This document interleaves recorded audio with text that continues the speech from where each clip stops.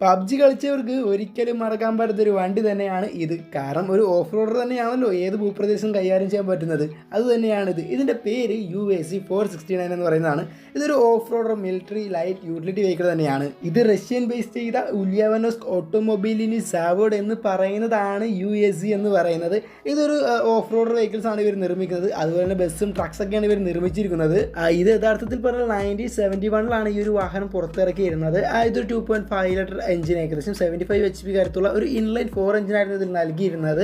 അതുപോലെ തന്നെ ഈ ഒരു വാഹനം ഓൾ ടെറൈനിന് പോകാൻ പറ്റുന്ന തരത്തിൽ ഈസി ടു റിപ്പയർ ചെയ്യാൻ പറ്റുന്ന ഒരു വാഹനമായിട്ടായിരുന്നു നിർമ്മിച്ചിരുന്നത്. അതും ഏകദേശം 2011 വരെയാണ് റഷ്യൻ ആർമി ഈ ഒരു വാഹനം ഉപയോഗിച്ചുകൊണ്ടിരുന്നത്. അതുപോലെ തന്നെ സ്റ്റാൻഡേർഡ് മിലിറ്ററി വേർഷനിൽ ഏകദേശം 7 പേർക്ക് അനായാസമായി ഇരിക്കാനുള്ള സൗകര്യങ്ങളായിരുന്നു ഇതിൽ നൽകിയിരുന്നത്.